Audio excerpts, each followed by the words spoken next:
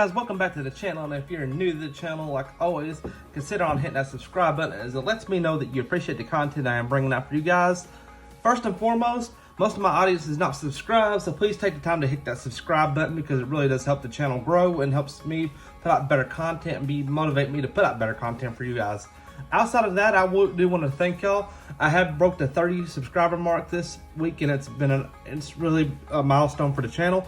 Just hope we can get to 100 subscribers by the end of the year. We don't, but you know, it's just always kind of good to have like a realistic goals. But guys, this is my Zoodiac Eldlich deck profile for this format. For those y'all been asking about the Road to Regionals, I have a special episode planned for you guys. Just right now, I just didn't want to be overbearing with locals back to back, and that's all I've been doing is just for locals. We're traveling this week, so I'm going to be documenting that. We get to go to our first out-of-town local, so I'm pretty excited. And this is actually the deck I'm taking with me, so I want to go ahead and showcase it for you guys today. Tell you some of my card choices, maybe some budget options, and, you know, just get a feedback. And if you guys got some suggestions for the deck to maybe help the deck get a little bit better, as always, you can put them down in the description box. Down in the comment box. But without further ado, to start out with the Zoodiac lineup, we're going to play two of the Ram. Ram is really good this format. On the fact that Empire is coming back into the format. And anything that says target or a trap card that activates, it just says, no. Furrow Blade just kind of gets like dead zoo monsters out of your hand and gives you a draw. And it's also 1600 and it can like and it does inflict and piercing defense damage. So in time, you could just like Furrow Blade go over, hit, and then sometimes I could just win you a game. Catatarus. I was playing Bunny Blast, but I cut it for this. This is the monster effect targeting is better than the spell effect targeting in this format, honestly. Whiptail. Whiptail is just good. It can just add anything, so you just attack, and then at the end of the battle step, it just banishes it. So that's all for the Zoo lineup I play. Do not play more in this because you do not want to see more in this. Your whole purpose is to get to what you need to get to, then keep board state. Then for the other monster lineup, we play two of the Richie Lich Boy, the Eldlich. All I have is gold copies. Don't blast me for not having secrets. And then the last one we play is the Ash Blossom and Joyous Spring. This is just really generic, and it's a generically good hand trap to play into the main deck because it hits a lot of stuff. It hits like searches. It hits red. This is really good against Red Eyes Fusion because if they hard draw the Red Eyes Fusion, okay, Red Eyes Fusion, okay, Ash. Most of the time, unless they play a back row, that ends their turn. Then for the spells, for the engine pieces, we play 3 of the Tinky, 1 of the Barrage. Most cracked card in the game, honestly, because it puts your zoo on board without you normal summoning. It searches it from the deck, so whatever you need out there at that time, get it out. And on top of that, if you just had a dead Tinkies there, you can just pop them and get rid of them to do it, where you can just keep on recycling that every turn. 3 of the Carcelians is your searcher for your Eldlich stuff. It also can get your Eldlich traps and spells in the grave. This is a very good card.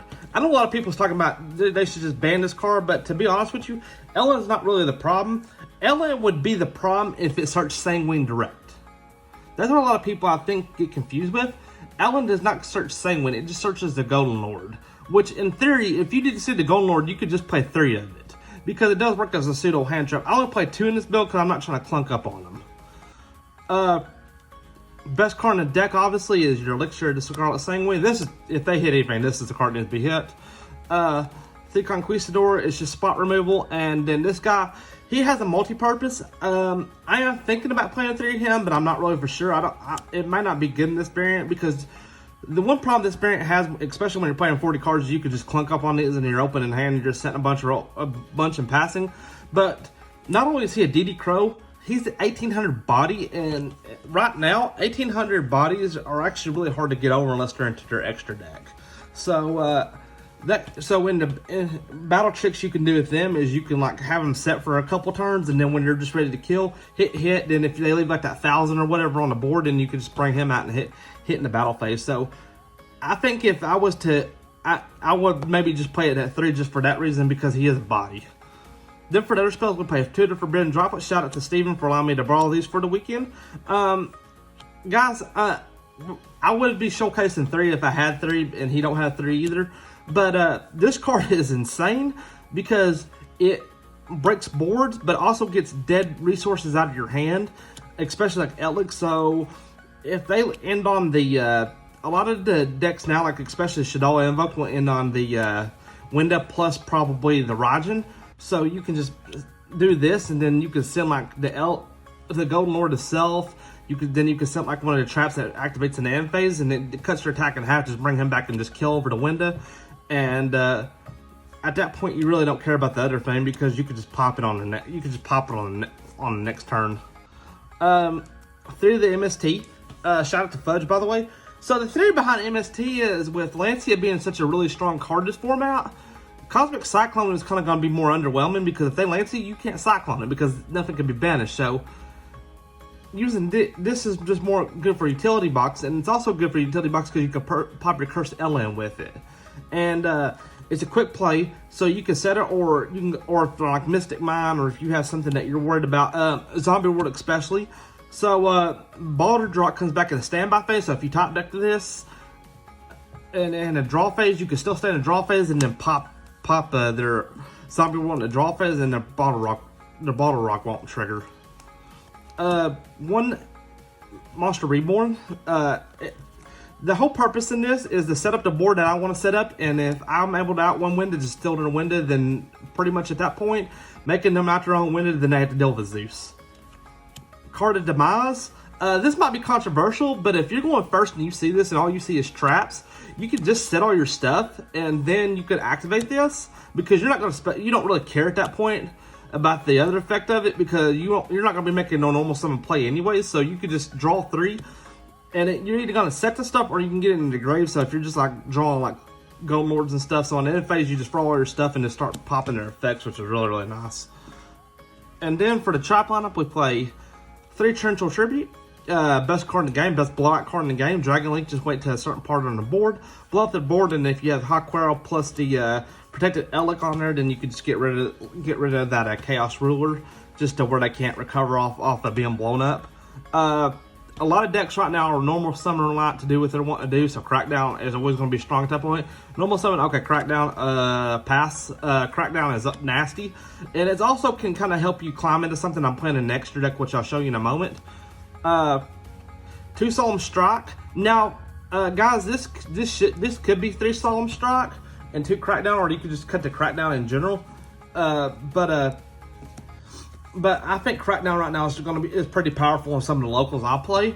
Strike is very insane, so it's nice to open it up, but it's not. You don't want to clog on it, and it's just one of the cards that does that can either go first or second. Budget in the deck.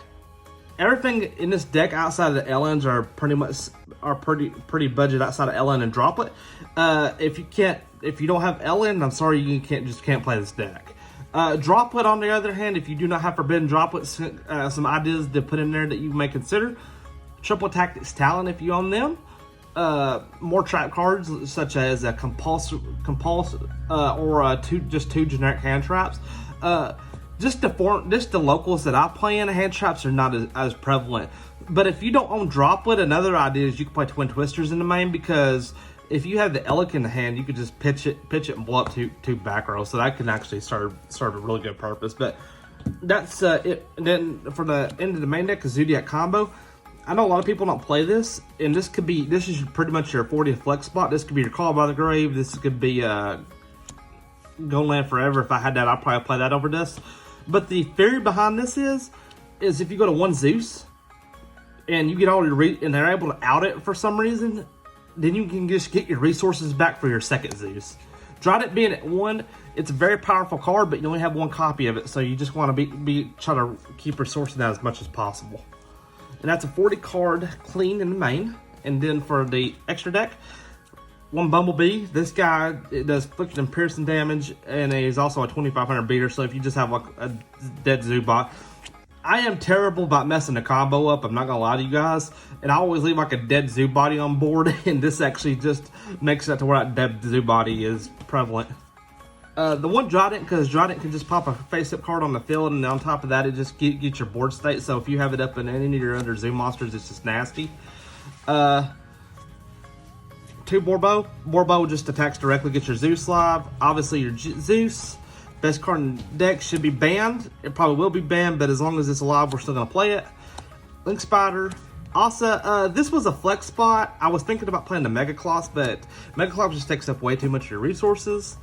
Phoenix just to get dead bodies on the board, and then you can just recur your Eldlich back. Boral Sword Dragon, this guy right here just can end games to where other stuff couldn't. And when you're playing Crackdown and you have like dead bodies on the board, you can just make Boral Sword and kill them. For other zoo monsters, I don't know, I got everything mixed up. Donkey Kong or Hammer Kong. This guy's actually really nasty on the fact that he can keep your stuff from being targeted besides itself. So you can put Dryden out here, put him, and then equip him with Ram. So he's going to have targeted from... He'll keep your stuff from being targeted, and then your trap cards just do nothing to you. Mortar, and then Chakanine. Alrighty guys, I hope you appreciated this week's deck profile. I will be playing this tomorrow, and I will be giving y'all a live update. Yeah, but anyways, we'll see y'all in the next episode.